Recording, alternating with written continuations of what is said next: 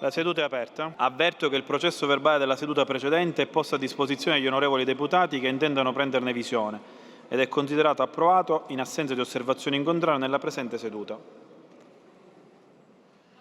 Ai sensi del comma 9 dell'articolo 127 del regolamento interno do il preavviso di 30 minuti al fine delle eventuali votazioni mediante procedimento elettronico che dovessero aver luogo nel corso della presente seduta.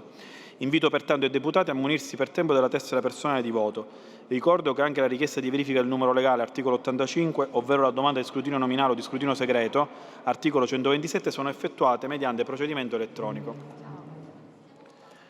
Avverto che le comunicazioni di rito di cui all'articolo 83 del regolamento interno dell'Assemblea saranno riportate nell'allegato A del resoconto dell'odierna seduta. Bene colleghi, il Governo è presente, l'assessore Turano è qui. Iniziamo subito con lo svolgimento di interrogazioni e interpellanze della rubrica istruzione e formazione personale. Formazione professionale ed iniziamo con l'interpellanza numero 2. Ok, c'è una richiesta da parte dell'assessore. Sì, Assessore, la richiesta da parte dell'assessore, facciamo prima le interrogazioni e poi le interpellanze. Passiamo subito all'interrogazione 226 a pagina 7. Chiarimenti in merito ai lavoratori dei servizi operativi e gestionali presso gli immobili delle istituzioni universitarie pubbliche di Catania, a prima firma Marano ed altri. Prego, Assessore. Sì, Presidente. L'interrogante chiede lumi in relazione ad un appalto che riguarda l'ERSU di Catania.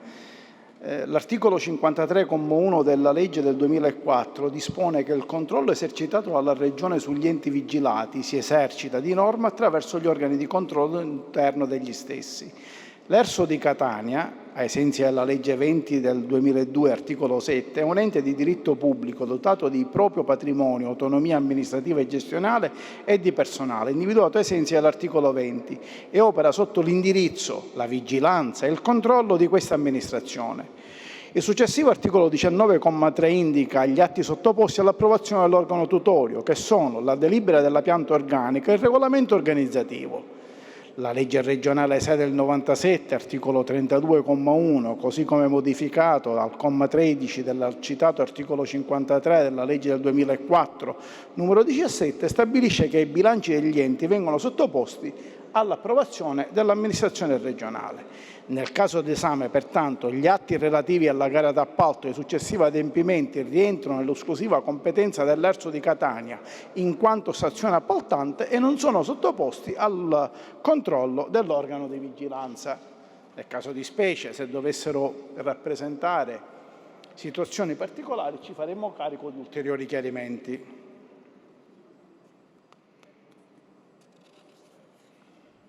Grazie Assessore, grazie per la sintesi.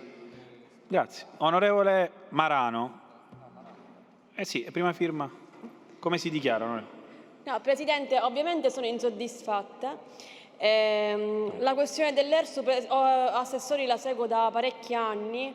I lavoratori avevano in principio 40 ore settimanali, poi sono passati a 32 ore, hanno contratti part-time, lavorano in condizioni abbastanza di precariato assoluto. Ho fatto richieste di accesso agli atti rispetto anche, ma non è fuori dal tema dell'interrogazione, ma ho fatto richieste di accesso agli atti all'ERSU nei mesi scorsi, negandomi documenti, come se queste persone si scordano a volte che gestiscono cosa pubblica, pensando che sono aziende private. Chiaramente ne sono insoddisfatta. Spero che nei prossimi mesi magari seriamente e concretamente attenzionerete le condizioni di questi lavoratori, perché si trovano a lavorare con pochissime ore settimanali, con contratti part-time, non possono progettare la loro ovviamente esistenza perché le condizioni non sono adeguate. Quindi, Assessore, siccome gliel'ho chiesto anche in passato,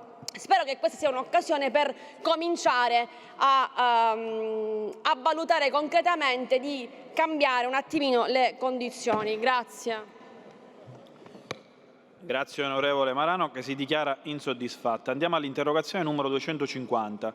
Provvedimenti urgenti inerenti l'insegnante Laura Bonafede, indagata per favoreggiamento aggravato della latitanza del boss Matteo Messina Denaro, è in servizio presso l'istituto Capua Pardo di Castelvetrano, a prima firma Lavardera ed altri, che non ci sono, quindi si trasforma in risposta scritta. Assessore. No, Presidente, questo argomento è così delicato che non può essere liquidato con una risposta Assessore, scritta. deposita la risposta scritta perché non ci sono gli interroganti. Farò pervenire presso gli uffici dell'Assemblea una nota di riscontro, perché sulla cronaca di tutti i giornali...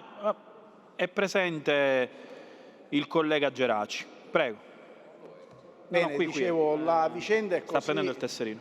Prego, Assessore, può illustrare. È così rilevante che merita un confronto sereno con l'Aula, perché questa vicenda ha lasciato di stucco tutta la Sicilia nel sapere che un insegnante che rappresenta dunque il mondo dell'istruzione, della formazione, soprattutto con i bambini, potesse avere contatti o frequentazioni di questo tipo con il latitante più ricercato d'Italia.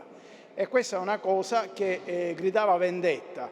Quando abbiamo saputo, e soltanto dalla stampa, ci siamo attivati perché, nonostante l'ufficio scolastico regionale, che ringrazio per la solerzia e la collaborazione, avesse di concerto con la preside dell'istituto istituito una sospensione prevista dalla legge che consentiva il massimo della pena in 10 giorni, nonostante questo, dicevo, l'assessorato alla pubblica istruzione, che ribadisco non ha nessuna competenza sul personale del Ministero della Pubblica Istruzione, si è fatto parte diligente chiedendo un confronto con il Ministro Valditara, che voglio pubblicamente ringraziare per la disponibilità, per l'attenzione e per la tempestività nella risposta, e la sospensione a tempo determinato nel massimo della pena prevista dalla regola è stata trasformata in una sospensione a tempo indeterminato.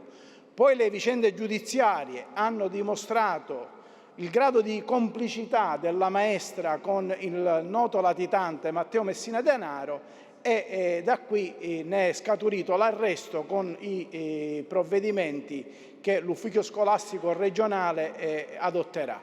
Ma voglio essere chiaro, e in questo ringrazio tutta l'Assemblea e tutti i parlamentari che hanno manifestato solidarietà all'azione del Governo, mia e del Presidente Schifani, perché su questo punto non solo non si possono fare sconti, ma era chiaro che andava assunto con rigore una pena esemplare, anche non prevista allo stato dell'arte in quei giorni dalla normativa del Ministero della Pubblica Istruzione. Grazie Assessore. Onorevole Lavardera, come si dichiara?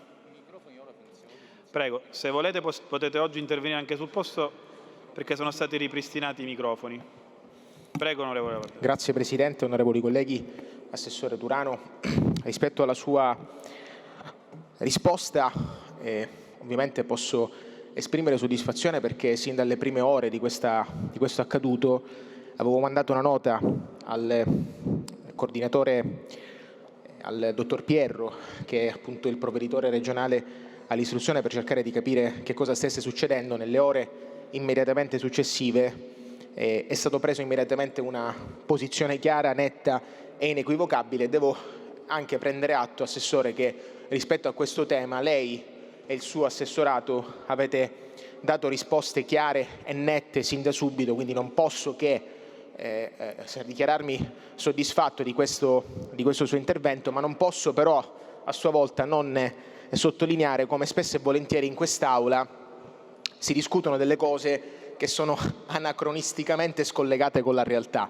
Cioè noi ad oggi, esattamente anno Dominus, siamo al 7 di giugno e stiamo discutendo di una faccenda che di fatto è chiusa un mese e mezzo fa. ora mi rendo conto che bisogna anche, come dire, portare in quest'Aula delle vicende che sono concrete e che hanno un utilizzo reale rispetto a quello che succede là fuori. Quindi, Assessore, rispetto anche alla velocità sulla quale lei e il suo assessorato rispondete all'interrogazione, vi chiedo cortesemente di essere più attenti, perché appunto su questi temi non possiamo lasciare, come dire, i detti e non detti. E caro Assessore, e pregherei anche tutta quanta l'Assemblea di, come dire, porre attenzione a questa discussione, perché, Assessore, io le voglio dire un'altra cosa. Lei ha detto due parole fondamentali su questa vicenda, che su questi temi, cioè sulla lotta alla mafia, noi non possiamo lasciare dei non detti o situazioni grigie o d'ombra. Ebbene, io le dico allora, caro Assessore, di rivolgere questa sua affermazione sacrosanta, fondamentale, al Presidente del suo stesso governo, perché in questo momento, mentre noi stiamo parlando, cari cittadini anche che ci seguono da casa, sta succedendo una cosa gravissima ad Acireale. Cioè, voi avete un candidato sindaco della vostra coalizione che incontrava i boss. Allora, qual è la coerenza rispetto alle cose che ci siamo detti? Ci muoviamo in un modo sulla storia della maestra vicina a Bonafede e la vostra coalizione sostiene un candidato sindaco vicino ai boss. Allora, rispetto a questa vicenda dovreste solo che vergognarvi, e lo faccio e lo dico senza se e senza ma, perché non possiamo essere un giorno mafiosi, antimafiosi, e un giorno essere vicino a chi incontrano i mafiosi. Su questa storia non ci possono essere storie grigie, e quindi io la reprimenda la faccio su questo punto nel merito. Chiedo ufficialmente al governatore Schifani di togliere la fiducia a questo candidato sindaco che incontrava i vertici del clan Santa Paola Ercolano. Questa cosa è veramente gravissima, e quindi siamo seri, discutiamo delle cose concrete, ma abbiamo il coraggio di dire no alla mafia tutti i giorni, senza se e senza ma. Grazie onorevole Lavardera. Sì, Assessore, prima di darle la parola un attimo. Onorevole Lavardera, però dico, deve dare atto a questa Presidenza che dal momento in cui noi abbiamo iniziato con le rubriche degli atti aspettivi, li abbiamo calendarizzati almeno una a settimana, e tra l'altro ne abbiamo fatte 2 a settimana.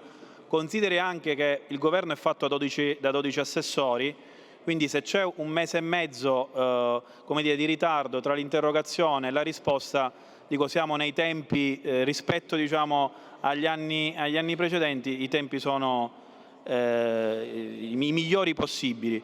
Assessore, lei vuole ulteriormente replicare? Presidente, l'onorevole Lavardera sa che mi fa simpatia, che lo stimo e che si è sempre distinto, al pari di tanti altri, me compreso, su alcuni argomenti, come quello di oggi. Ma onestamente l'intervento di oggi non le fa onore, perché questo Governo, nell'atteggiamento della maestra Bonafede, non ha perso neppure 12 secondi.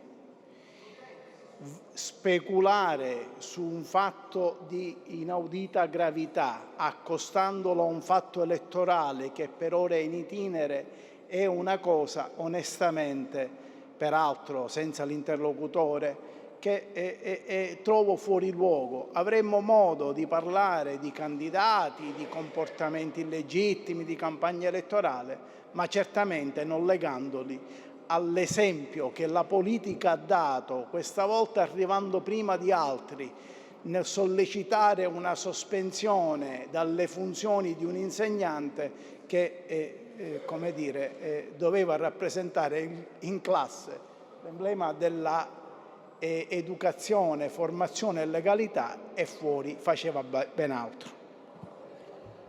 Grazie Assessore. Andiamo avanti all'interrogazione numero 289. Chiarimenti in merito alla paventata chiusura del plesso della scuola secondaria di primo grado della frazione di Villadoro nel comune di Nicosia, a prima firma Venezia ed altri. Prego Assessore. Sì, Presidente, io voglio tranquillizzare l'onorevole Venezia che il problema è risolto già da tempo, perché da un confronto costruttivo con il sindaco di Valle d'Olmo con il sindaco di Nicosia, nell'arco di pochi minuti siamo riusciti, parlando con il direttore scolastico regionale, a risolvere il problema. E quindi non vedo nessun pericolo, se non, come dire, testimoniare il fatto che rapidamente, per la peculiarità del luogo e per la garanzia che a quei pochi bambini andava fornita, ci siamo attivati tempestivamente nel rispetto dei ruoli, ognuno con i suoi strumenti, il sindaco rappresentando le esigenze del territorio, l'onorevole Venezia sollecitando il governo a intervenire e il governo facendo la sua parte a rispondere in pochi secondi. Grazie.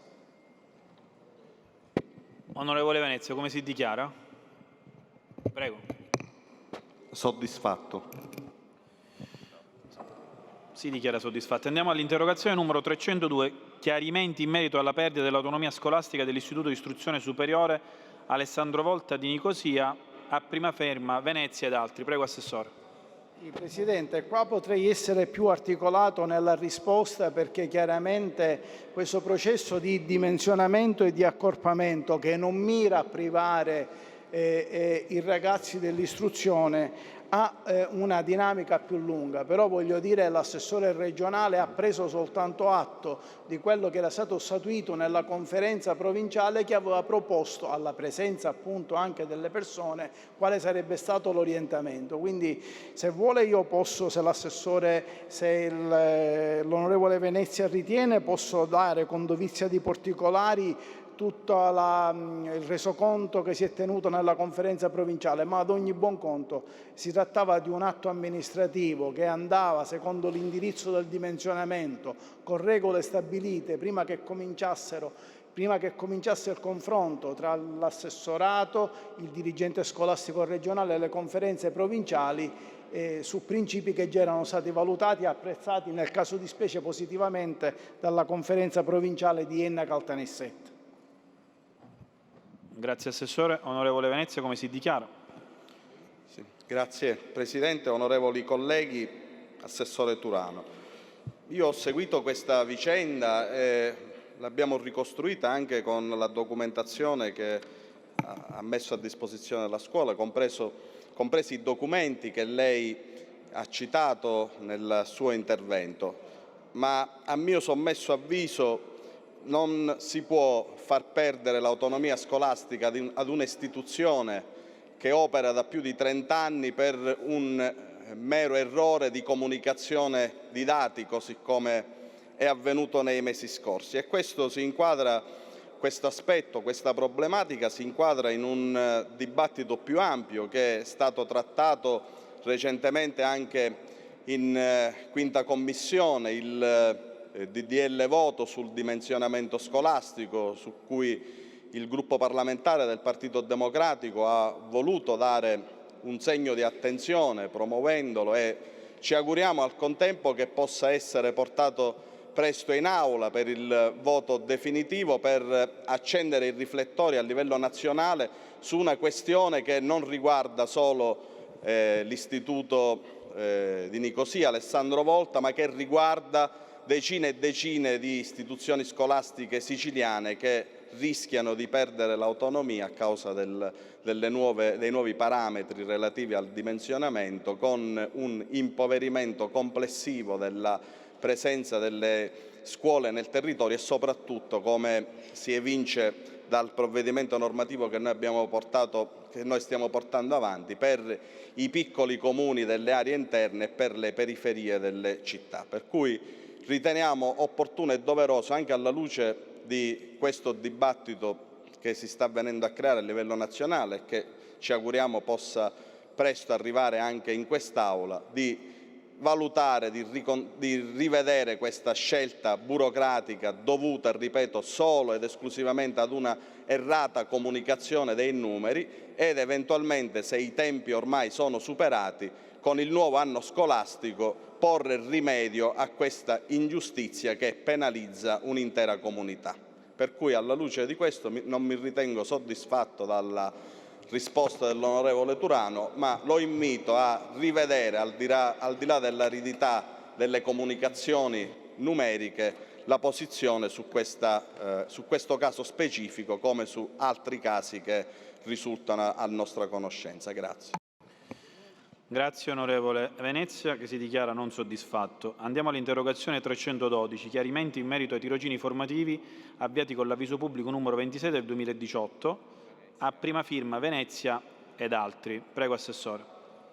Sì, Presidente, con decreto, questo qui leggo l'interrogazione perché è articolata, anticipo subito che ahimè la risposta sarà non positiva a causa di una nota dell'assessorato al lavoro che evidenzia come posso parlare a braccio, che evidenzia come nella disciplina comunitaria ente erogatore del finanziamento che ha attivato i percorsi dei tirocini formativi vi era un limite massimo di 12 mesi. Quindi nonostante noi abbiamo attivato un percorso virtuoso di finanziamento di giovani laureati che potessero fare attività di tirocinio presso gli enti pubblici, completato il progetto dei 12 mesi, non siamo stati nelle condizioni di potere, a causa giustamente di quanto evidenziato dall'Ufficio del Lavoro, prorogare il progetto stesso. È una cosa che dispiace, però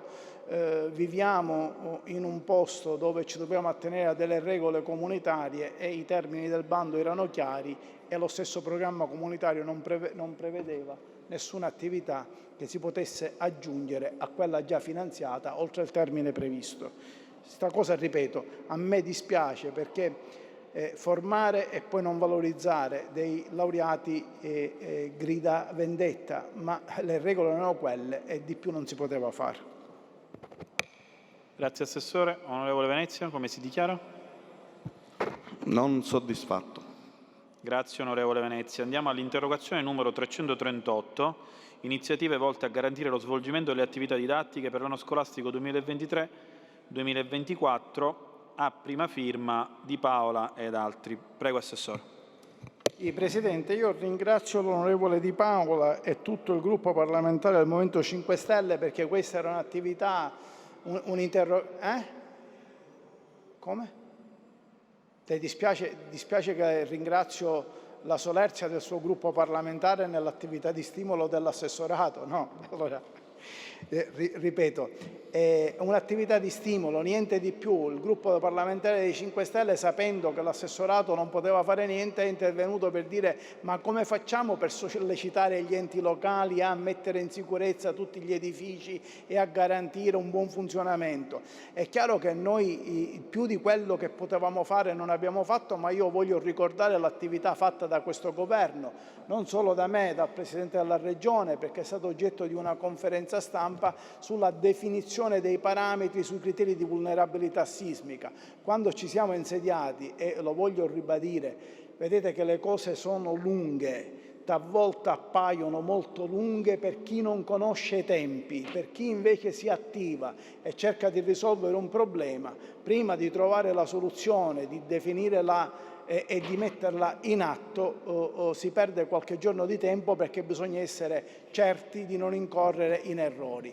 Nel caso di specie, proprio per sollecitare i comuni ad attivarsi sui certificati di vulnerabilità sismica, che significa, come dire, un certificato di sana e robusta costituzione di tutti gli edifici dove noi mandiamo i nostri bambini a fare scuola, ci siamo trovati con una gara d'appalto per circa 16 milioni di euro che doveva essere gestita dalla Regione Siciliana, dalla Centrale Unica di Committenza, che poi affidava ad uno studio di progettazione la certificazione. Questo era per me assolutamente incompatibile con i tempi dettati dal Ministero, e poi sarò più puntuale, e con la possibilità di avere tutti i certificati per capire quali erano gli istituti. Allora ci siamo preoccupati di bloccare quella procedura, ci siamo preoccupati di splittare quelle somme, abbiamo fatto una somma algebrica tra il numero degli istituti, il numero dei discenti e degli alunni, di talché abbiamo consegnato ai comuni le cifre che a questo punto non erano più di 16 milioni di euro, ma diventavano poche migliaia di euro a comune o poche decine di migliaia, per permettere ai sindaci di fare l'affidamento diretto. Questo perché abbiamo dato un tempo al 30 di giugno, perché entro il 30 di giugno in conferenza Stato-Regioni l'assessorato, assieme a tutti gli altri colleghi delle varie regioni di qualunque estrazione politica, in un confronto con il Ministero individueranno i criteri per il finanziamento dei progetti ed è fin troppo chiaro che l'obiettivo della Regione Siciliana è prioritariamente finanziare gli ammodernamenti degli istituti dove abbiamo certificati che ci indicano elementi di criticità. Su questo chiaramente siamo sul pezzo, più di questo non possiamo fare, ma tutto quello che era di competenza della Regione, che non volendo travalicare le competenze degli enti locali, ma entrando in un rapporto di fattiva collaborazione, ha il dovere di intervenire. Abbiamo fatto una procedura che in un rapporto di leale collaborazione vedrà buona parte dei certificati già sono arrivati, altri arriveranno, vedrà entro il 30 di giugno chiudere la procedura e capire e fare lo screening vero di tutti gli edifici scolastici regionali. Grazie Assessore. Onorevole Sunseri, come si dichiara? Soddisfatto, Presidente. Parzialmente soddisfatto. Grazie onorevole Sunseri.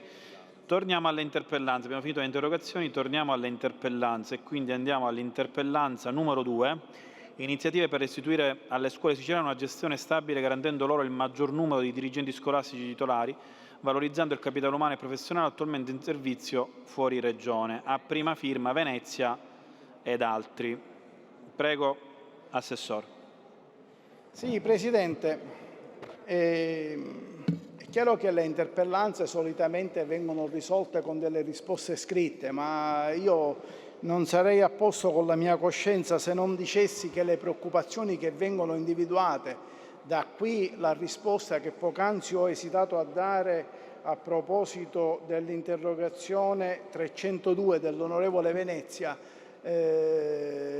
chiederò chiaramente con la trattazione dell'interpellanza, nasce da un fatto che, come dire, è oggettivo. Le preoccupazioni che vengono rappresentate sono preoccupazioni legittime, perché noi abbiamo, e di questo dobbiamo essere fieri, quasi nessuno ne parla,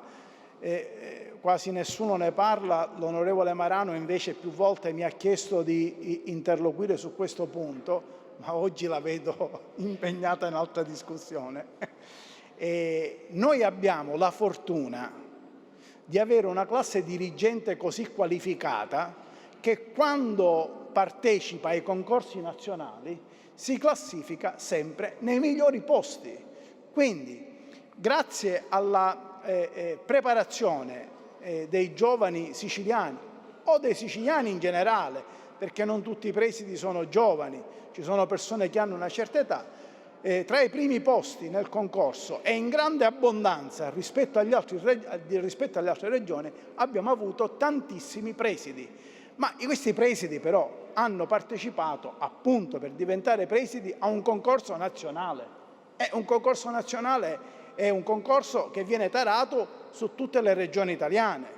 Quindi c'è una graduatoria unica nazionale. Quindi noi, grazie alla preparazione di queste persone, ci troviamo tante persone che vengono alla Sicilia e che sono andate fuori. Bene, tra tutte queste persone ci sono circa 150 presidi che sono fuori regione.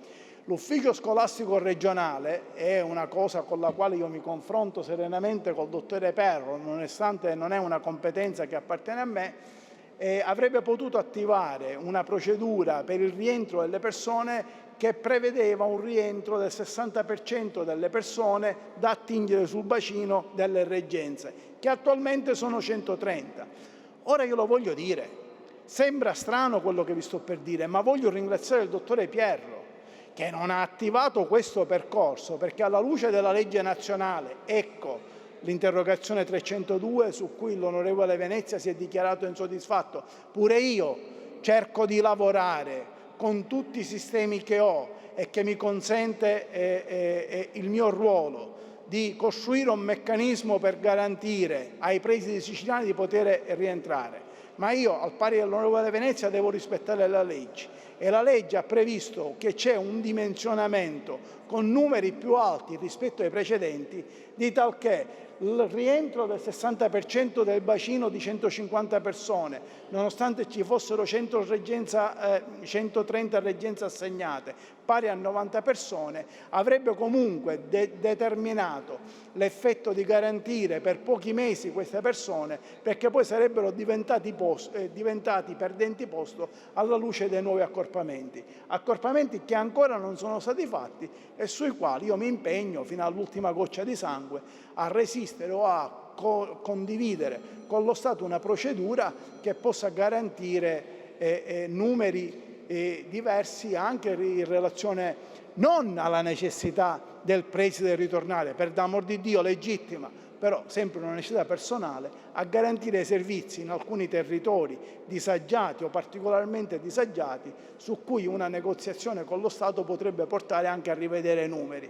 Ma questo è tutto un processo a divenire su cui il disegno di legge che il PD sta presentando io lo vedo di buon occhio, ma io le leggi le devo rispettare, quindi non potevo fare niente, non potevo fare di più e non posso che prendere atto del comportamento dirigente dell'ufficio scolastico regionale che avrebbe costruito un meccanismo che poi diventava infruttuoso. Così come voglio ringraziare tutti i parlamentari della coalizione di centrodestra, in particolare quelli di Fratelli d'Italia, che su un problema che riguardano 28 presidenze sono intervenuti presso il Parlamento nazionale in una modifica legislativa che permetterà di recuperare un problema tecnico che si era verificato. Grazie.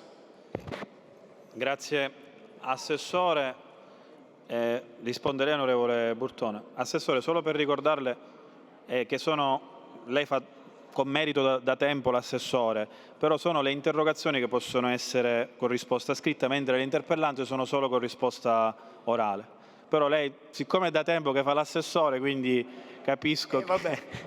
Presidente, la ringrazio, io mi scuso con tutti, ma è da tempo che non sono interrogato, quindi nel caso di specie posso essere rimandato.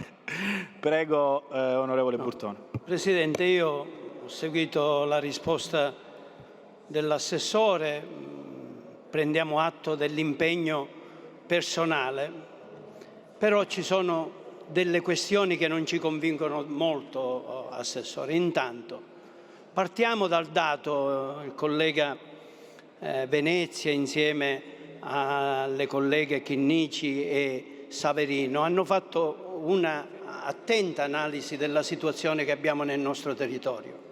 E lei sa che le scuole cosiddette accorpate, con una dirigenza, sono parecchie in Sicilia, 150, e quindi parliamo su una platea di quasi 820-850 scuole, quindi un dato estremamente preoccupante. Sono scuole che hanno grandi difficoltà, perché lei sa la direzione scolastica dà guida con la stessa presenza. Ora, quando un dirigente scolastico ha una scuola come titolarità e poi si deve occupare anche di altre 2 scuole, non può dare un apporto significativo, impulsivo, soprattutto nelle scuole dove ha la reggenza. Ora, la legge, giustamente lei dice, avrebbe permesso di avere un contingente sul 60% di queste scuole che non hanno dirigenza. Invece quest'anno sono state attivate soltanto il 22% del contingente. E lei ha dato una spiegazione dicendo per il futuro si prevedono ulteriori accorpamenti. Ecco perché, Assessore, noi la leghiamo la sua risposta a un discorso che abbiamo fatto proprio ieri da questo podio, l'ho fatto io personalmente.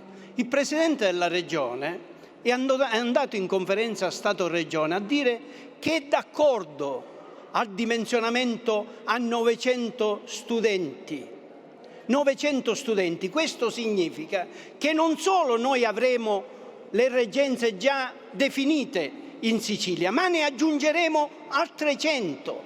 Non solo, ma perderemo dirigenti amministrativi, perderemo circa 500 posti ATA.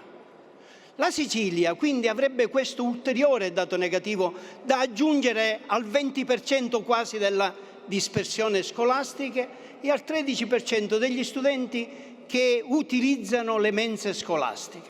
Allora, Assessore, lei ha detto io mi impegnerò e noi abbiamo fiducia nella sua attività. Lei ha detto che farà il possibile. Il possibile significa questo: venire in aula da parte del Presidente e venire a spiegare perché ha detto sì. Non hanno detto no soltanto le regioni guidate dal centro-sinistra, hanno detto no anche la Sardegna, ha detto no anche l'Abruzzo, che hanno una configurazione politica uguale a quella del governo regionale. Quindi ci chiediamo perché questa subalternità ad un governo nazionale che intende fare un dimensionamento che non garantirà il diritto allo studio in alcune aree, in particolare quelle delle aree interne, perché lei sa che le aree interne hanno comunque un declino demografico, quindi sono già condannate ad un dimensionamento e a perdere tante titolarità. Lei è fiducioso, io mi auguro che la sua fiducia possa rispondere poi alla concretezza. Ci limitiamo a dire che nella discussione, speriamo presto in aula, sulla legge voto promossa dal Partito Democratico, ci possa essere un confronto e si possa dire al Governo nazionale, al Parlamento nazionale, che quella norma è una norma che non garantisce il diritto allo studio. E il diritto allo studio per noi è fondamentale perché è il vero elemento di riscatto della nostra terra. Quindi, onorevole Burtone, parzialmente soddisfatto. Va bene, Assessore, andiamo avanti con le interpellanze. Casomai ora risponde nelle altre interpellanze. Facciamo l'ultima interpellanza, lei risponde. Sì, no, Assessore, ora le do la parola. Andiamo all'interpellanza numero 17, così eventualmente se deve fare la precisione la fa e risponde alla 17. Scorrimento della graduatoria fine del finanziamento delle proposte progettuali ammesse a finanziamento afferenti all'avviso pubblico numero 8/2016, riguardante la realizzazione di percorsi formativi di qualificazione mirati al rafforzamento dell'occupabilità in Sicilia, programma operativa della Regione Siciliana, Fondo Sociale Europeo 2014-2020, a prima firma Geraci ed altri. Prego, Assessore. Sì, grazie Presidente. Questo argomento credo che meriti molta attenzione. Ecco, non la vedevo l'onorevole Ferrara, che è il Presidente della Quinta Commissione, con il quale mi confronto e mi raccordo. Vuole prima? Non ho capito. Sì, lei sta facendo una scena, come dire, da ripresa televisiva per intestarsi onorevole Geraci, lo scorrimento dell'avviso. Aspettiamo la risposta dell'Assessore e poi la faccio. Onorevole Geraci, ho chiesto di trattare per ultimo le interpellanze perché sapevo che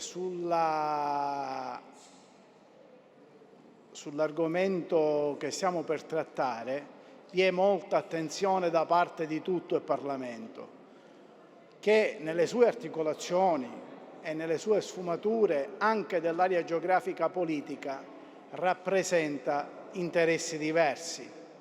Ora, lungi da me, onorevole Grasso, la posso chiedere una cortesia? Su questo punto vorrei che ci fosse un poco di attenzione. Sa perché? Perché io sono uno che conosce bene questo argomento e lo conosco perché ne ho sentito parlare in quest'Aula e mi sono intestato in quest'Aula battaglie fin dal 1998 e oggi essere visto o dipinto come uno che blocca il sistema chiaramente non può essere accettato. Ma poiché il mio ruolo è quello di assessore della Regione e voglio dire e ribadire che ho perfettamente concordato una strategia di innovazione della formazione professionale con il Presidente della Regione, al quale ho mandato le note che ora vi illustrerò e che sono depositate da tempo, chiaramente io credo che su questo punto ci sia grande interesse. Allora, l'Aula in maniera bipartisan mi chiede lo scorrimento dell'avviso 8 e io non ho nessuna difficoltà a dire che non ho nulla in contrario allo scorrimento dell'avviso 8. È vero, c'è stato un confronto con il Presidente della Regione, confronto istituzionalmente corretto, è un suo dovere intervenire, con tutte le forze sindacali e noi ci siamo attivati e il Presidente si è impegnato per lo scorrimento dell'avviso 8. Però dobbiamo essere chiari. Lo scorrimento dell'avviso 8, onorevole Accoto, lo scorrimento dell'avviso 8 è l'ultima promanazione della legge 24 del 76, ancorata ad un parametro antico che ha visto nella regione siciliana l'impegno di una serie di risorse, fiumi di denari che miravano a finanziare l'offerta. E non anche la domanda. Miravano a finanziare l'offerta significa che la Regione pubblicava un bando e questo bando era finalizzato all'attivazione di alcuni percorsi e i percorsi che venivano attivati erano dei percorsi su cui gli enti di formazione liberamente decidevano cosa finanziare. Vi faccio un esempio. La Regione siciliana si è preoccupata di pubblicare due diversi bandi, l'avviso 8 e l'avviso 33. Tutti avete sentito parlare dell'avviso 33. È inutile che io ricordi a quest'Aula che sull'avviso 8, onorevole Presidente, sono state impiegate 136 milioni di risorse. Su queste risorse, onorevole Accoto, mi aiuta? Lei è un profondo conoscitore della materia. Sull'avviso 8, io, non il Presidente Schifani o l'assessore Turano, no, l'Assemblea regionale si gioca una grande partita e io questa partita non la voglio giocare da solo, la voglio giocare con voi, perché è giusto che sappiamo come stanno le cose. Sull'avviso 8, che accubava 136 milioni di euro, finora la spesa attivata è stata pari a 76 milioni di euro e di questi 76 milioni di euro 63 milioni di euro sono stati già erogati. Quindi io sono in torto nel non avere pagato i 13 milioni che vanno pagati e con il collega Falcone, appena si riaprono le linee del bilancio, saremo nelle condizioni in maniera rapidissima di pagare i 30 milioni, i 13 milioni. Però va detto che la somma finanziata e decretata è pari a 136 milioni. Mancano ancora rendicontazioni per 58 milioni di euro e il programma dell'avviso 8 va chiuso entro il 31/12 del 23. Ecco perché ci siamo preoccupati di capire come finanziare un eventuale, anzi uno scorrimento, perché l'impegno che è stato preso sarà mantenuto, ma non lo possiamo finanziare con i fondi del programma comunitario, perché sappiamo che i progetti che andremo a finanziare hanno una scadenza anche biennale, quindi dovremmo costringere enti a fare un'attività che non possono fare, ma non la potevano fare neanche prima dell'insediamento del Presidente Schifani. Questa è la verità. E la verità, onorevole Lavardera, mi aiuti, perché noi in Commissione parlamentare abbiamo parlato. La verità è che se noi sulla formazione non cambiamo approccio, non possiamo raggiungere gli obiettivi di fare una formazione performante. Se l'avviso 8, che dà un indice di occupabilità inferiore al 10%, cuba 136 milioni, e l'avviso 33, che invece finanzia le persone che chiedono, che lavorano nelle aziende, cuba 9 milioni e 800 mila euro e dà un indice di occupabilità che va dal 94% al 100%, nonostante nel bando fosse previsto il rispetto soltanto del 25% delle assunzioni, io mi devo porre il problema di capire come intervenire. Allora vi faccio un esempio su tutti. È chiaro che non parlo a vanvera ed è chiaro che ho studiato, e quello che vi sto per dire, onorevole Chinnici, quello che vi sto per dire vale per la formazione in generale, in tutte le sue articolazioni, quindi anche per lo IFP. Benissimo. Il Ministero della Pubblica Istruzione riconosce sull'attivazione delle qualifiche dello IFP, che è una cosa diversa dall'avviso 8, ma in termini di formazione, speculare all'avviso 8, perché mira a formare questa volta discenti, che è in obbligo scolastico. Noi abbiamo il dovere di garantire e di intervenire rispetto a categorie diverse di inoccupati o disoccupati di lunga durata che vengono finanziati dall'avviso 8. Dicevo, il Ministero riconosce 26 qualifiche. Bene, di queste 26 qualifiche in Sicilia risultano attivate soltanto 10 qualifiche, e delle 10 qualifiche attivate non vi è una distribuzione territoriale. Ragazzi, sto parlando di numeri, non sono cose difficili, e su questo io il confronto penso di poterlo fare con tutti. E allora vi faccio vedere così le aree geografiche, perché figuriamoci se Turano può accettare mai il principio di non avere un confronto sereno con le categorie sociali, con le forze datoriali e anche con il Parlamento.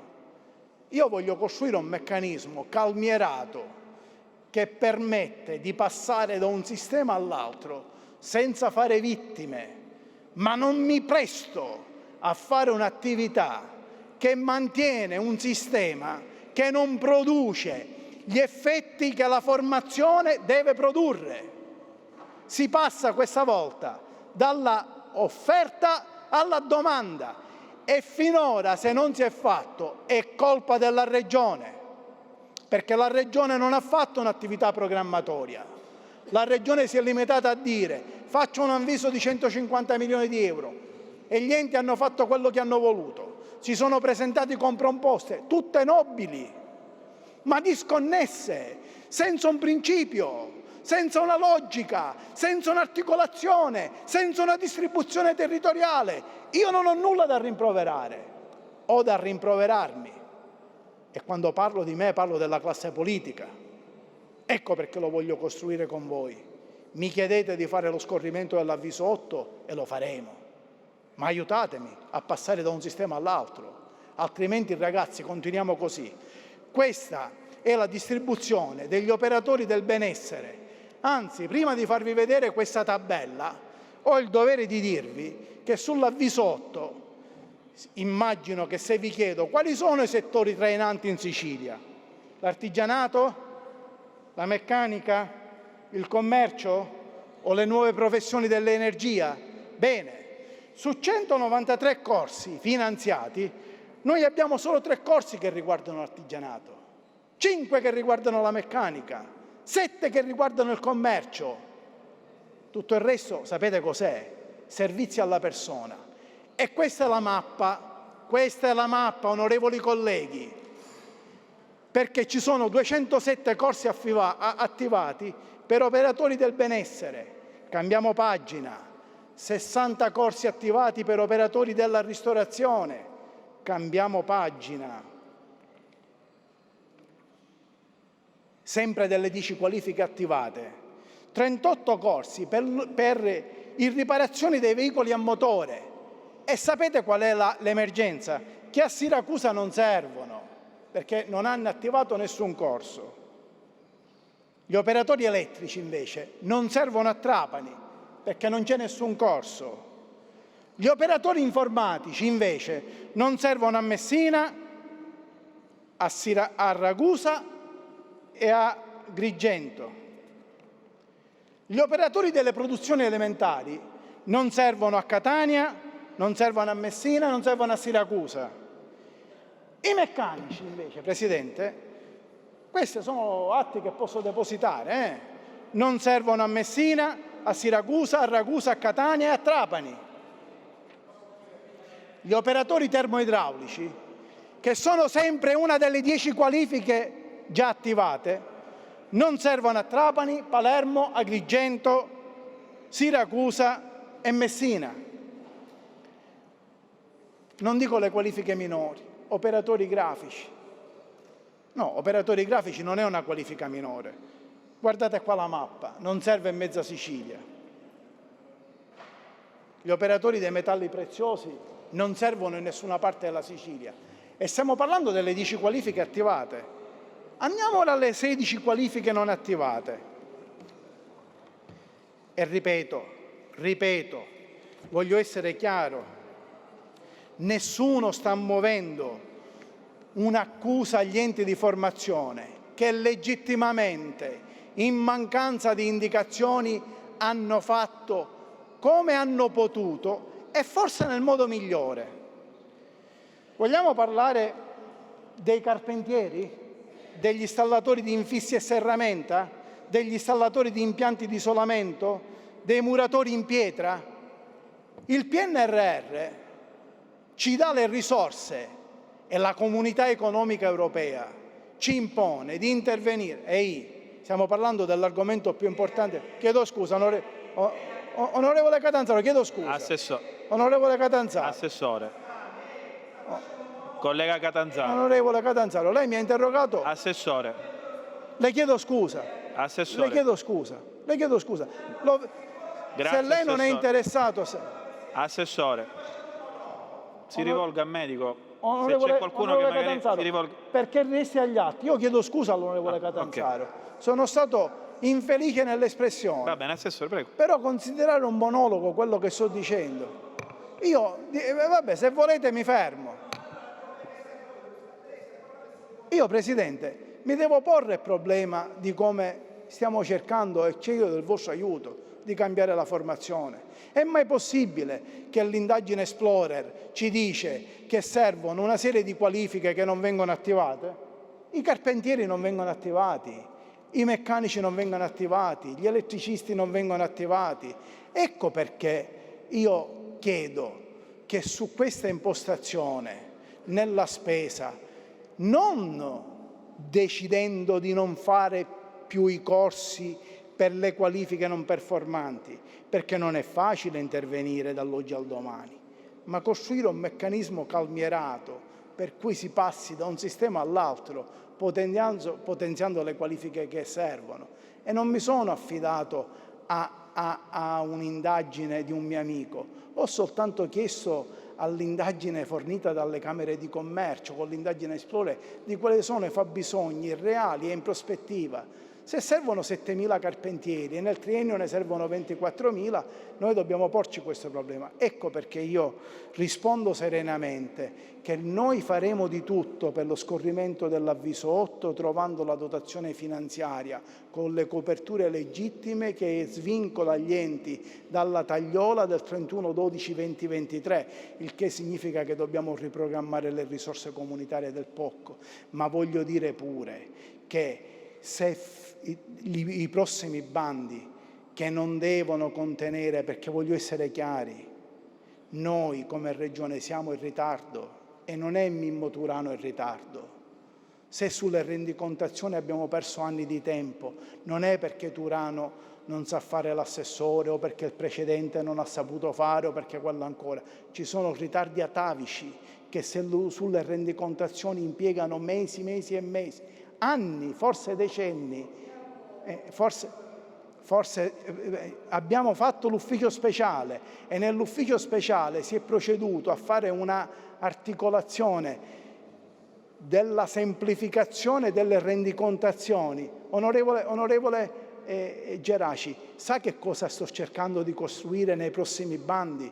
Sto pensando di mettere un meccanismo che prevede di dare un'anticipazione pari al 70% e anche più se mi viene chiesto, e di disporre con una norma che la rendicontazione del 20% va fatto entro 6 mesi dalla chiusura del progetto, pena la revoca, perché va detto che tanti enti non hanno fatto la rendicontazione del 20% perché hanno incassato l'80%. Ecco quello che dobbiamo fare. Questa è la riforma che dobbiamo fare. Io, ripeto, siccome ho chiuso con l'impegno dello scorrimento dell'avvisotto e con l'aiuto che chiedo all'Aula, perché già il Presidente della Regione condivide questa impostazione di una riforma del settore che premi la domanda piuttosto che l'offerta, in chiusura volevo di nuovo chiedere scusa all'onorevole Catanzaro, al quale chiaramente non volevo mancare di rispetto, non per il ruolo che ha di deputato di capogruppo, no, perché è un amico mio e io non manco di rispetto a nessuno,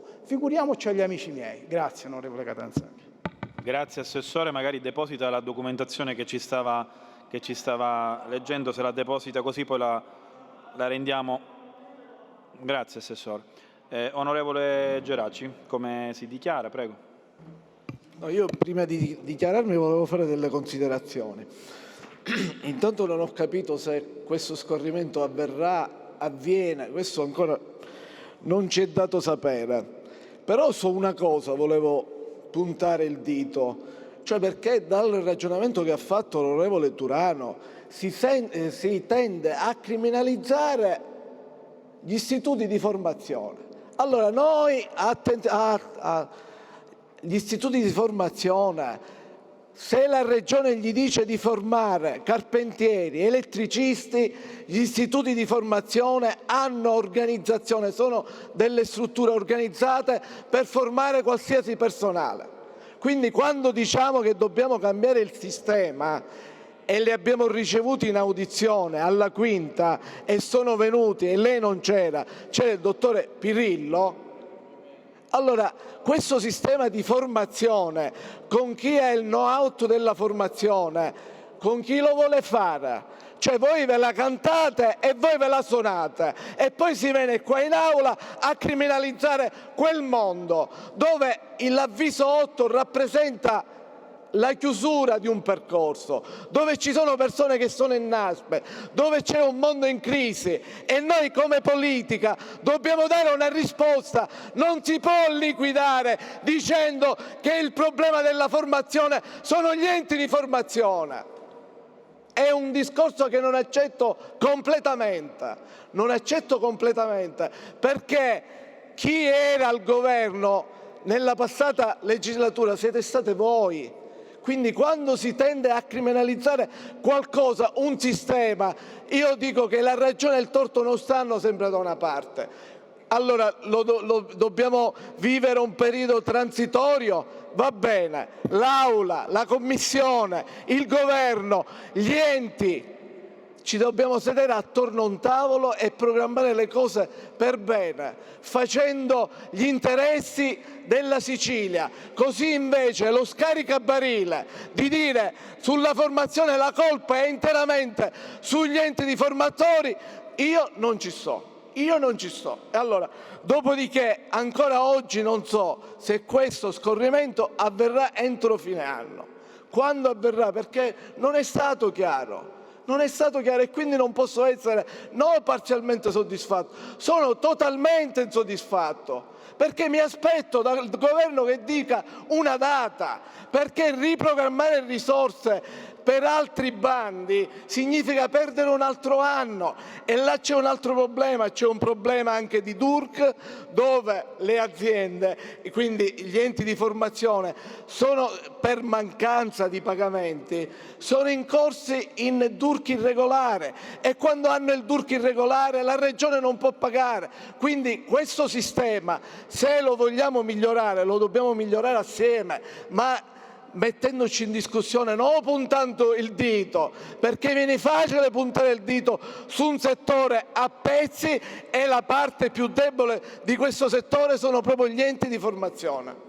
Quindi rivediamo quando facciamo le affermazioni, perché è troppo facile sedersi sulla sedia e fare il saccente, come se lei, assessore, è nuovo, è novello e quindi sta affrontando ora questo problema. Non ci sto a queste cose. Lei ha fatto parte almeno delle ultime 3 legislature, è stato un assessore e quindi questo discorso, come gliel'ho detto io in commissione, glielo ripeto qua in aula. In aula, quando vogliamo fare le cose, li dobbiamo fare partendo da un presupposto di coinvolgere tutti, di sentire tutti e poi di fare la scelta migliore, non di fare la sua scelta, perché possibilmente la scelta che vuole fare il governo o l'assessore non è la migliore scelta. Se invece la confrontiamo con gli attori, con l'Assemblea, con la Commissione, forse faremo un servizio ed esce fuori una proposta anche di transizione, come lei diceva, che la chiamava calmerare, passare da un sistema all'altro. Io lo chiamo passare da un sistema all'altro, lo chiamo transizione, si passa da un sistema all'altro. Per me, se il nuovo sistema dimostrerà di performare meglio, va bene, ma non criminalizziamo gli enti. Agli enti gli dobbiamo dire quello che bisogna fare e gli enti sono nelle condizioni di formare personale che noi richiediamo. Gli enti non sono affezionati a formare quel tipo di personale. Gli enti fanno il loro know-how e formazione e la maggior parte degli enti, anzi la totalità degli enti, hanno dimostrato, secondo dei bandi che fate voi e quindi per essere in quella graduatoria, per essere riconosciuti come ente, hanno dei requisiti sia economici che organizzativi che la Regione ha attestato, ha asseverato. Questo è quello che risulta se poi ci sono altre regole, gli enti si adegueranno ad altre regole, perché le regole del gioco fino ad ora li fa la politica, ma se noi dobbiamo criminalizzare gli enti che hanno seguito le regole del gioco, io non ci sto. Grazie. Grazie onorevole Geraci, che si dichiara insoddisfatto. Assessore, il tema ovviamente è un tema importante, tra l'altro io capisco anche l'attenzione da parte dei colleghi, perché comunque ci sono state dichiarazioni stampa diverse da parte, diciamo, del Presidente e del Governo. Io ho capito però, e rispondo anche al collega Geraci, che l'assessore è disponibile allo scorrimento. Io ho ascoltato questo, dico non ho ben capito il discorso delle risorse, però dico mi pare che c'è l'impegno da parte dell'assessore sullo scorrimento. Sì. Presidente, lo spiego meglio. Se vuole qualche altro minuto, allora, però, e poi Geraci è un uomo intelligente. E poi vuole parlare lei, va bene. Allora, che fa? Replico dopo che... Grazie. No, però, un attimo, collega, non c'è il dibattito sull'interpellanza. Se c'è una precisazione, così facciamo concludere l'assessore velocemente e andiamo avanti, perché abbiamo completato la rubrica.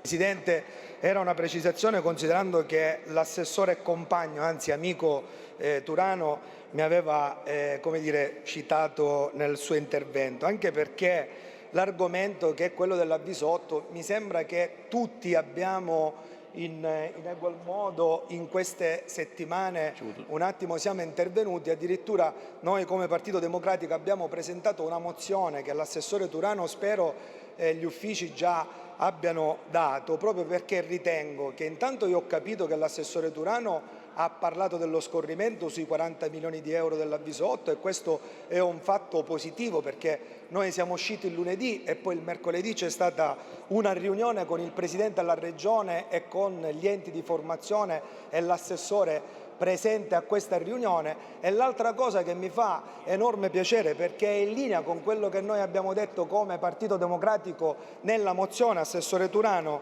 è proprio quello di istituire un tavolo. Se ho capito bene, lei con tutti i dati statistici che oggi ha portato in aula, suppongo che sia disponibile e disposto a sedersi attorno ad un tavolo per mettere su una nuova legge di riforma sulla formazione.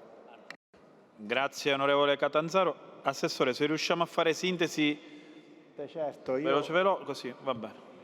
Volevo ringraziare i colleghi che mi hanno ascoltato e i colleghi che sono intervenuti. All'onorevole Geraci dico che è un uomo intelligente. Lei sa che io non ho detto che sono contro gli enti di formazione. Onorevole Geraci, io l'ho ascoltato. Lei sa pure che quello che io ho detto, e non è il Vangelo, mi creda, nasce da un sano confronto con tutte le forze datoriali e sindacali. Ed è fin troppo chiaro che dobbiamo costruire un meccanismo che sia più performante possibile, transazione o attività calmierata, la definisca come vuole. Ma non dica che io sono contro gli enti di formazione, che sto bloccando il sistema, perché il sistema oggi è impantanato per l'importo di 13 milioni di euro. Voglio essere chiaro, così abbiamo la certezza di non sbagliare con i numeri. Sull'avviso 8 abbiamo fatto decreti per 134 milioni 155 mila euro, 15. Sono state rendicontate risorse per 76 milioni 171 178. Abbiamo disposto erogazioni per 62 milioni di euro 972, quindi siamo in difetto di 13 milioni di euro, anzi 13 milioni 199. Gli enti ancora Assessore, facciamo così, questa documentazione, se lei già ci ha detto che la deposita, io chiuderei qui, perché però abbiamo mi faccia già... dire una cosa all'onorevole Catanzaro. Abbiamo già dibattuto abbastanza. L'onorevole Catanzaro ha indicato una cifra di 40 milioni di euro che io non ho detto. Assessore, va bene. Non sono oggi nelle condizioni di dire se saranno di più o saranno di meno. Va bene, Assessore. Ci sarà lo scorrimento dell'avviso. L'onorevole Gelati si è dichiarato insoddisfatto, quindi comunque non cambia parere. Abbiamo finito, grazie Assessore, abbiamo finito con la rubrica degli atti ispettivi. Ora, colleghi, io vorrei verificare se ci sono le condizioni per andare avanti e votare un disegno di legge.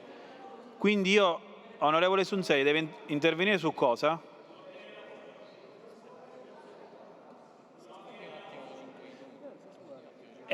Perché io vorrei sospendere, dico, se sospendo un attimo 5 minuti e parlo un attimo con voi per capire se ci sono le condizioni. Prego, onorevole Sunzeri. La trasforma in mozione, va bene.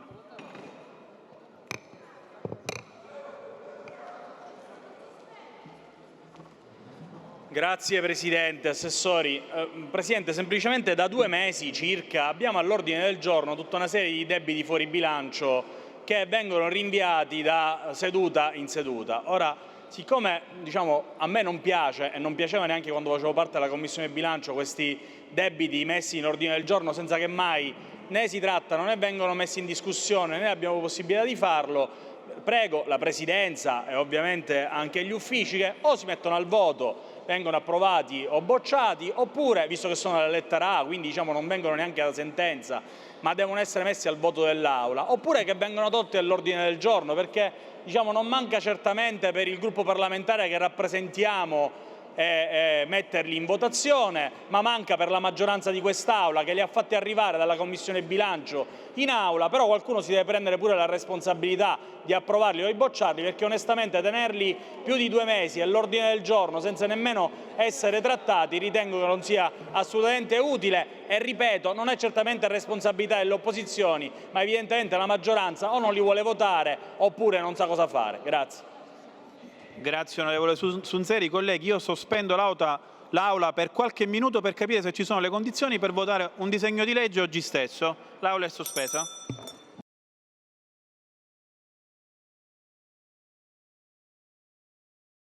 La seduta riprende. Onorevole Chinnici, voleva intervenire? Prego. Colleghi, un attimo in Aula, sta intervenendo la collega Chinnici, così vediamo di andare avanti e vediamo di procedere anche con la votazione di un disegno di legge.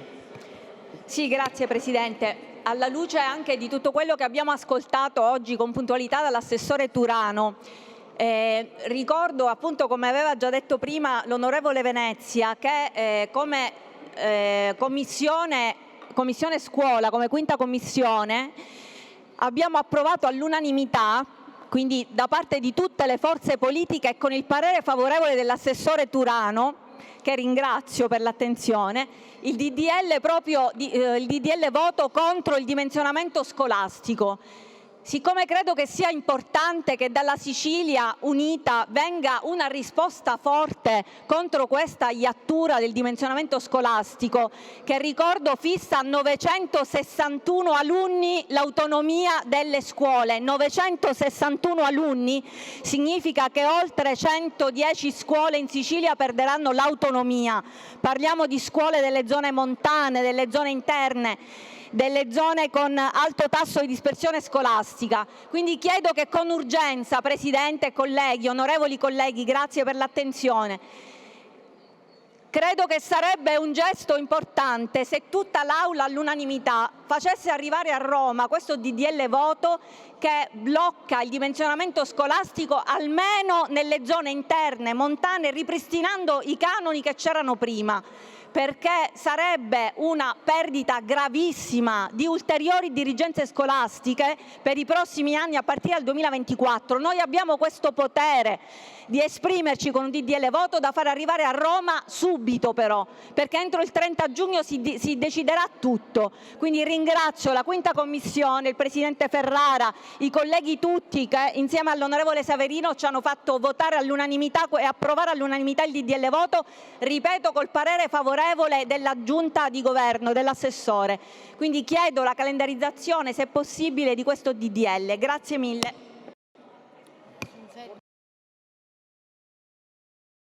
Io procederei in questo modo, se siamo d'accordo, e poi sentiamo il Governo, che c'è il Vicepresidente della Regione, così sentiamo pure il Governo, visto che i capigruppo sono d'accordo, diciamo, su questo iter.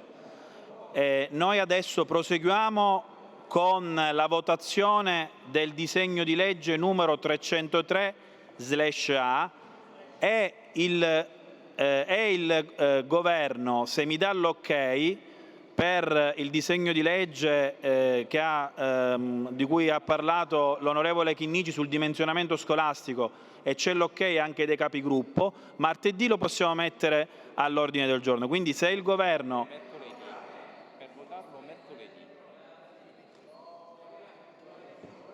Se il Vicepresidente San Martino mi dà l'ok su questa cosa, altrimenti faccio una conferenza dei capigruppo in merito. Sì, infatti dico. Presidente, Sì, si tratta di un disegno di legge voto. è un disegno di legge voto, sì. Quando sarà calendarizzato sarà... Martedì prossimo. Martedì Va prossimo bene. lo affrontiamo. Va bene, così... Allora, lo scriviamo per martedì prossimo e lo voteremo mercoledì, diamo termine agli Ok, emendamenti allora martedì mettiamo all'ordine del giorno il disegno di legge voto di cui ha parlato l'onorevole Chinnici, e poi daremo termine agli emendamenti martedì stesso e si voterà mercoledì, e inizierei con la trattazione del disegno di legge numero 303. Invito la Commissione, la sesta Commissione, a prendere posto. Ok. Presidente Laccoto. Prego, Presidente. E allora, come è noto, questo disegno di legge, che è stato praticamente approvato sia in Commissione Salute sia in Commissione Bilancio, prevede, dopo tanto tempo, un atto di giustizia verso coloro che hanno esercitato di fatti la funzione di dirigente medico e che per un errore praticamente della 507, che non ha trasferito le stesse funzioni quando si è trattato di trasferire da parte delle università agli ASP policlinico, cioè alle aziende policlinico, non è stato praticamente scritto che questi erano dirigenti medici. La situazione chiaramente crea alcuni problemi, perché quelli che di fatto hanno per tanto tempo esercitato le funzioni di anestesisti, di viceprimario, chi è stato responsabile di struttura semplice, chi non è stato responsabile, chi è nei pronto soccorso, eccetera, in queste condizioni si trovano in forte difficoltà, perché anche nelle funzioni che esercitano ai fini assicurativi o altri incidenti possono avere sicuramente grossi problemi. Mi sono permesso, oltre al disegno di legge, anche su richiesta di un gruppo parlamentare, di aggiungere alla dirigenza medica anche personale sanitario, per cui il disegno di legge così emendato è così: al fine di salvaguardare la continuità assistenziale garantita da personale medico e sanitario con elevata professionalità EP del comparto universitario, le aziende ospedaliere universitarie della Regione Siciliana sono autorizzate ad avviare, nell'ambito delle risorse attribuite, le necessarie procedure selettive interne per l'attribuzione della qualifica dirigenziale al suddetto personale già in servizio presso le medesime aziende ospedaliere universitarie. Naturalmente l'articolo 2 prevede che sono fatti salvi tutti i diritti dal punto di vista giuridico e dal punto di vista economico. E sono fatti salvi i diritti relativi al trattamento giuridico ed economico precedentemente maturati. Dalla presente legge non derivano nuovi o maggiori oneri a carico del bilancio regionale. Le amministrazioni interessate provvedono all'attuazione delle disposizioni di cui alla presente legge nei limiti delle risorse umane, strumentali e finanziarie disponibili a legislazione vigente. La presente legge sarà pubblicata nella Gazzetta Ufficiale della Regione Siciliana e entrerà in vigore il giorno stesso della sua pubblicazione. Dopodiché su questo c'è il parere naturalmente favorevole del Governo, che è stato già espresso in Commissione e che ripeterà qui in Aula. Grazie Presidente. Comunico il congedo dell'onorevole La Roccaruvolo, dopodiché c'è l'emendamento fuorisacco 1.4 fatto dal Presidente della Commissione. A questo punto, onorevole Assenza, lei ritira l'emendamento 1.2, visto l'emendamento presentato dalla Commissione? Ritira l'emendamento però? Prego, onorevole Assenza. Lo ritira, ma vuole intervenire.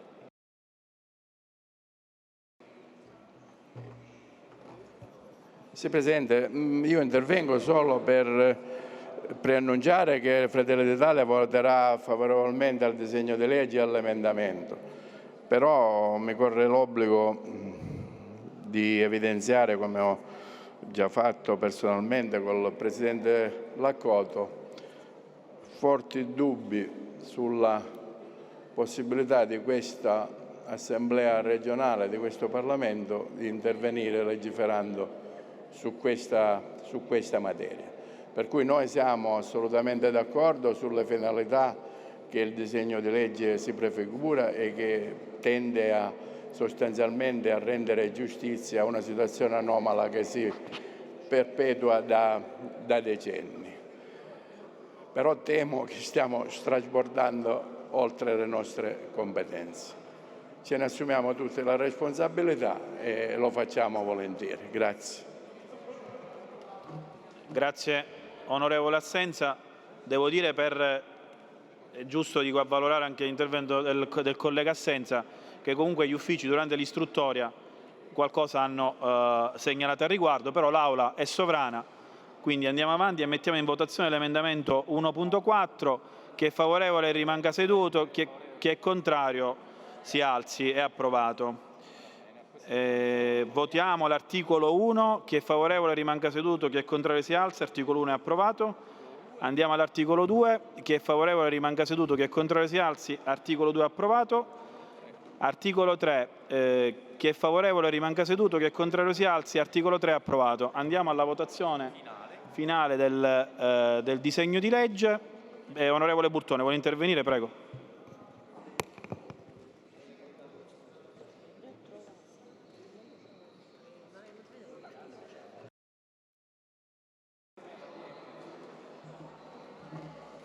Presidente, con questo disegno di legge stiamo superando un problema tecnico. Io comprendo le perplessità che sono state espresse, le rispetto, però noi abbiamo seguito un percorso in Commissione di ascoltare intanto i rappresentanti dei lavoratori. C'è stato posto questo problema, è stato fatto un ragionamento attorno a questa specificità che avremmo dovuto superare per rendere giustizia a questo mondo che presentava questa anomalia. E poi abbiamo anche ascoltato le indicazioni dell'assessorato, ciò che è emerso dalla Commissione dal punto di vista tecnico, e ci siamo anche orientati a determinare una norma che fosse uguale per tutta la Sicilia, perché inizialmente, lo ricorderanno i colleghi, l'attività sembrava orientata soltanto verso un'anomalia presente nel Policlinico di Messina. In verità c'erano anche altre strutture che presentavano queste caratteristiche, quindi la Commissione si è determinata nel dare un indirizzo di tipo generale. Riteniamo di aver fatto un atto di giustizia a tutti i lavoratori interessati. Grazie onorevole Burtone. Presidente Laccoto, voleva precisare qualcosa e poi c'è l'onorevole De Luca che ha chiesto di intervenire. Prego Presidente. Ma guardi, io devo ringraziare intanto la Commissione tutta e l'Aula e tutti i gruppi parlamentari, perché con questa legge si fa un atto di giustizia rispetto a una situazione che è paradossale. Da oltre 20 anni vi sono dei medici che svolgono le funzioni di dirigente medico e che praticamente non hanno oggi riconosciuta la loro funzione. Questo è un fatto grave e anomalo che è avvenuto purtroppo nella maggior parte solo presso il Policlinico di Messina, ne esistono altri 15 al Policlinico di Palermo, ma la maggior parte, si tratta di 150, che senza di loro praticamente non avremmo potuto dare assistenza e servizi ai malati.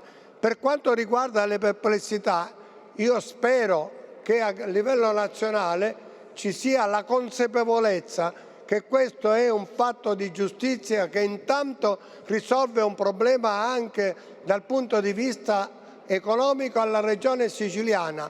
Noi dobbiamo ricordare che questi EP sono stati pagati per oltre 20 anni dalla regione siciliana come servizio sanitario regionale, il che significa che sono stati riconosciuti già come funzione di medici, perché altrimenti dovevano essere pagati dalla università. Per questo io, nel ringraziare tutta l'Aula, chiedo che finalmente possa essere messa fine a questo stato di ingiustizia. Grazie. Grazie Presidente Laccoto. Comunico il congedo dell'onorevole D'Agostino. Onorevole De Luca, voleva intervenire? Prego.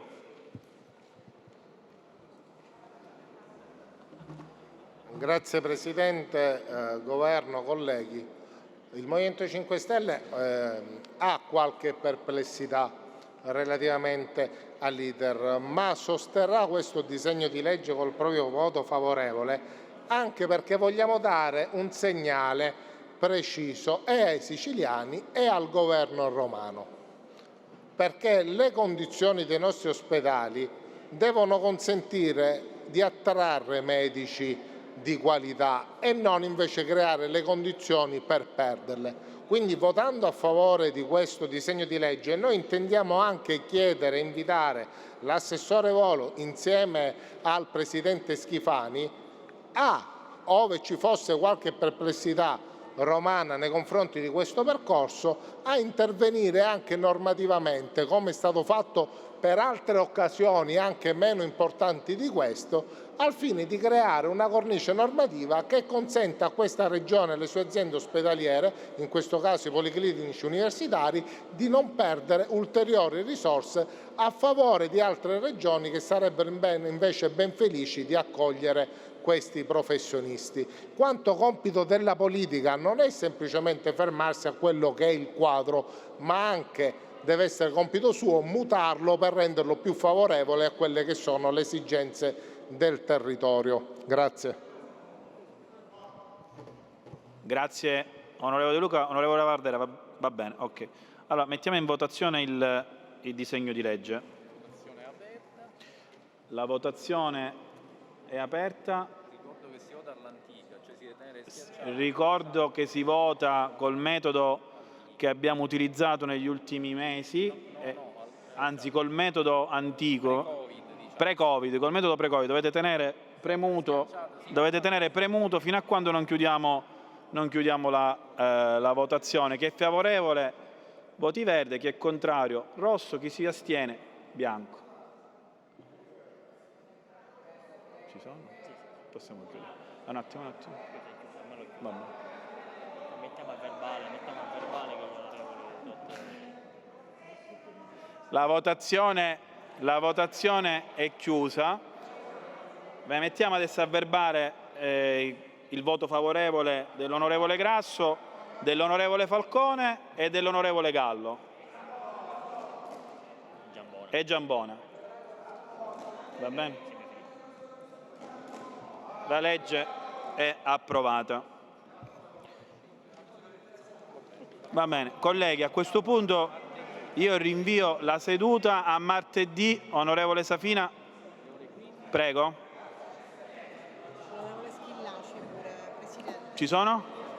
Ci sono degli interventi come articolo 83. Va bene, quindi c'è l'onorevole Safina, l'onorevole Schillaci, l'onorevole Burtone e basta.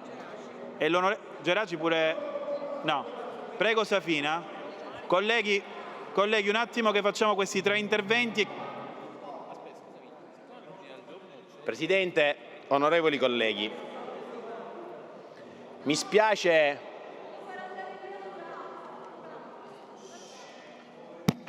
un attimo, colleghi, governo, se possiamo rimanere 5 minuti perché diamo la parola ai 3 colleghi.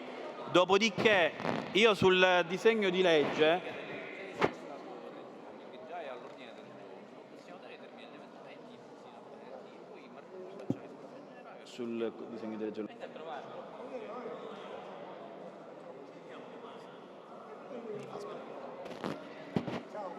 ecco il numero.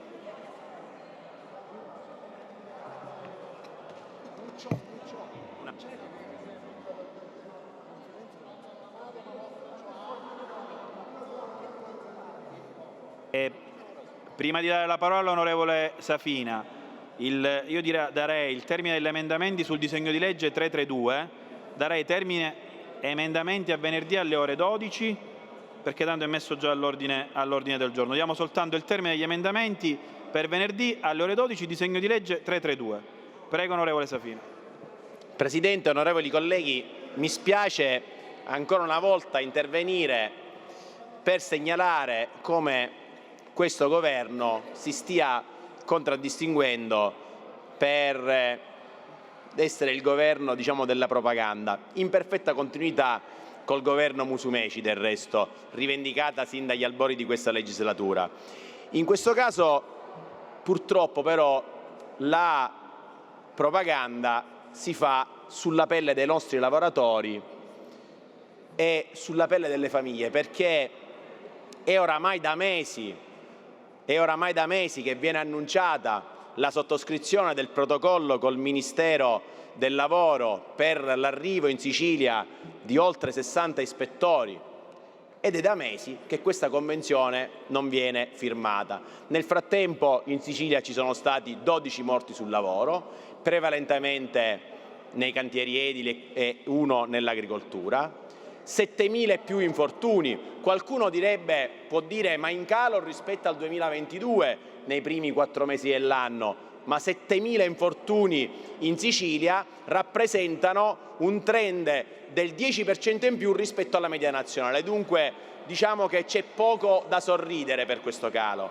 Allora, o sia chiaro che in Sicilia, che è una terra che ha fame di lavoro, non si può morire di lavoro, o sia chiaro che è fondamentale che il governo immediatamente intervenga e faccia entrare in servizio questi 65 quanti sono ispettori del lavoro, oppure il governo avrà sulla coscienza ulteriori morti e avrà sulla coscienza un'altra cosa, quello di mantenere in vita. Io ricordo che nella finanziaria che è stata poi impugnata dal governo nazionale, c'era una misura, se non ricordo male 200 milioni di euro, che doveva favorire le assunzioni nelle imprese siciliane.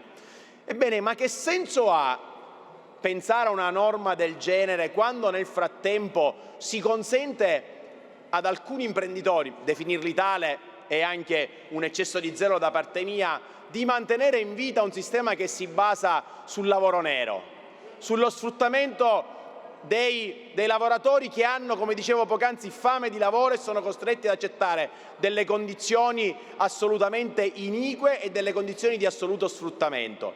Allora, o questo governo immediatamente sottoscrive queste convenzioni o immediatamente fa entrare in servizio questi ispettori, oppure avrà ancora una volta la coscienza macchiata del sangue dei lavoratori siciliani. Grazie.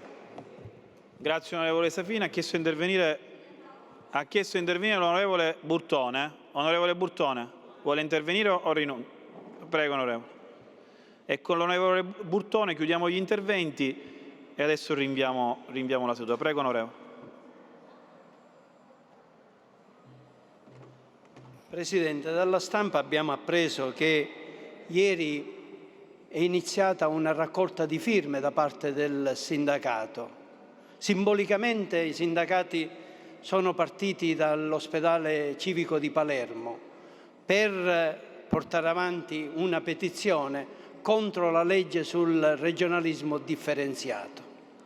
È un fatto importante, partono da una struttura sanitaria proprio perché il sindacato, la CGIL e la UIL vogliono rimarcare che questa ipotesi di riforma peggiorerebbe innanzitutto alcuni diritti costituzionali nella nostra regione, nel Mezzogiorno, in particolare il diritto alla salute e il diritto alla formazione.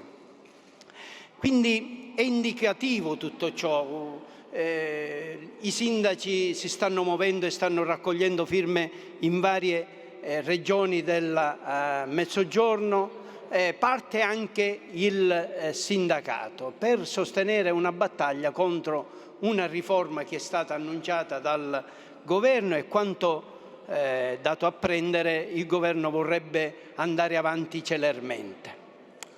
Si dibatte quindi nel Paese, si dibatte in Sicilia, in tanti settori della vita civica delle nostre comunità e io mi domando, ma il nostro Parlamento, il Parlamento siciliano, ha dibattuto in maniera adeguata queste tematiche relative alla riforma costituzionale? Noi abbiamo fatto una seduta, lei lo ricorderà Presidente, credo che fosse lei a presiedere la seduta di quel giorno, il 7 marzo.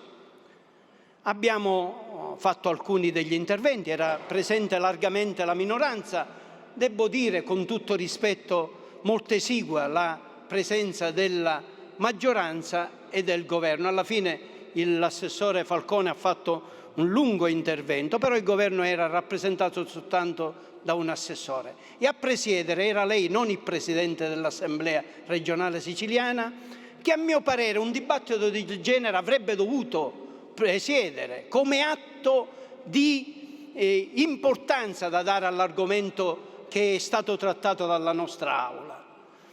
Ora, io devo dire che sono rimasto particolarmente colpito dal fatto che in quella sede non si sia votato. Se io oggi dovessi dire ad un cittadino siciliano, ad uno di quelli che ha firmato la petizione ieri o stamattina, promossa dalla CGIL e dalla UIL, se dovessi dire qual è la posizione della regione siciliana, dell'Assemblea regionale siciliana, dovrei dire ognuno di noi ha espresso un parere. Ma è questo il modo di atteggiarsi di un Parlamento? Io penso di no. Ecco perché, Presidente, le chiedo di porre la questione nell'ambito della conferenza dei capigruppo con il Presidente dell'Assemblea, finché si possa fare una apposita seduta, ci sia qui presente il Presidente della Regione, indichi la linea del Governo e noi dell'opposizione diremo quali siano le nostre posizioni, anche perché alla fine è necessario e doveroso votare dire ai siciliani qual è la posizione del governo Schifani e qual è la posizione dei singoli gruppi parlamentari. E questa è la richiesta che li faccio, mi sembra doveroso, perché nel nostro Paese, in Sicilia, si discute. Ne parlano i cittadini, ci sono costituzionalisti che stanno facendo degli esami molto seri sul progetto di riforma, ci sono tanti nei partiti, ci sono associazioni che discutono e che dicono la propria. Il Parlamento siciliano doverosamente deve discutere, dibattere e poi votare, dire che cosa il Parlamento ha deciso. Noi faremo la nostra parte, confermeremo la nostra linea contraria a questa riforma che potrebbe danneggiare seriamente il nostro Paese, dividerlo e renderlo più ingiusto. Grazie onorevole Burtone, porterò la sua richiesta alla prossima capigruppo. Onorevole Schillaci, aveva rinunciato?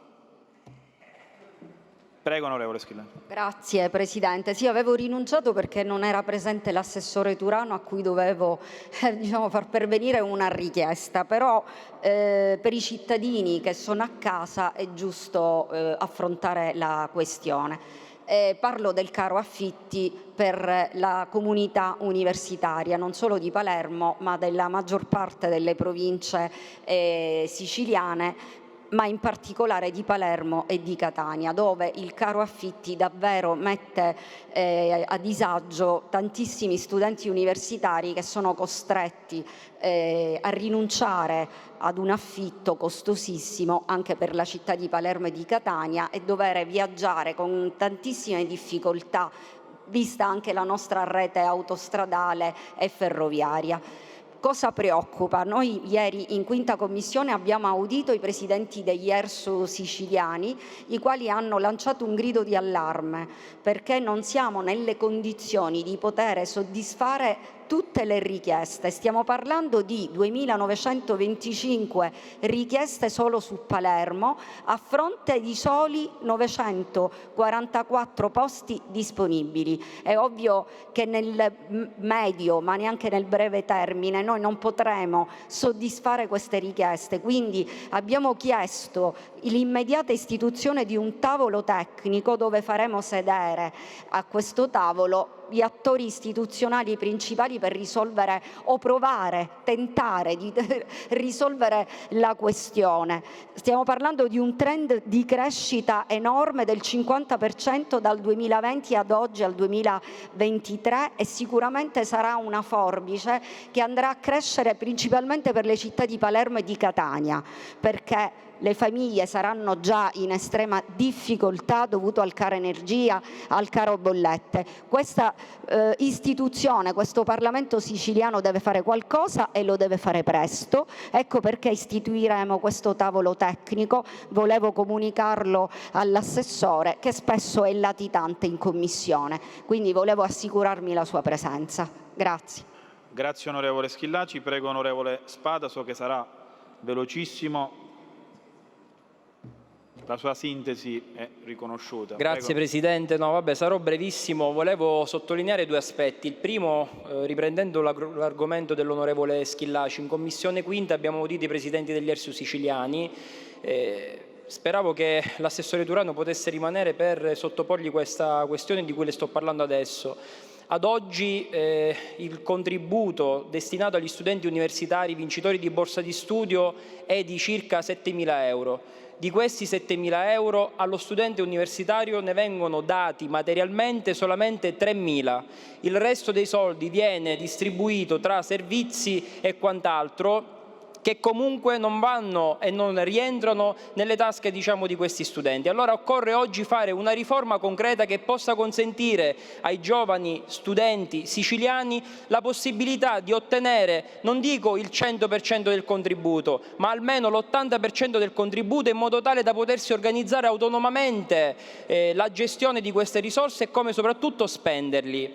Un altro appunto invece lo volevo fare, Presidente Di Paola, rispetto ad un altro tema molto sentito, attuale, ma di cui in quest'Aula ancora oggi non si è mai parlato, se non sporadicamente grazie all'iniziativa promossa dall'onorevole Di Pasquale, che ha istituito un intergruppo parlamentare di cui è presidente e di cui faccio parte anche io, che riguarda i cambiamenti climatici nel Mediterraneo. E allora io penso, Presidente, che quest'Aula, insieme anche alla collega Severino, in quest'Aula si debba occupare in maniera concreta dei cambiamenti climatici, perché al di là di quello che si dice nei talk show oppure del dibattito che si è aperto in queste settimane sulla reale esistenza o meno di un pericolo di cambiamento climatico che possa compromettere il futuro della nostra terra, io penso che noi oggi come parlamentari e come deputati regionali abbiamo l'obbligo di legiferare in questo senso, perché dobbiamo guardare non all'oggi ma alle future generazioni. E siccome questo tema è più sentito dalle future generazioni che dai parlamentari o dalla politica in generale, la invito ad iniziare un dibattito in questo senso e la invito, riprendendo l'intervento che ha fatto ieri l'onorevole Di Pasquale, a spingere e sollecitare il governatore Schifani nell'istituzione dell'osservatorio per i cambiamenti climatici regionali.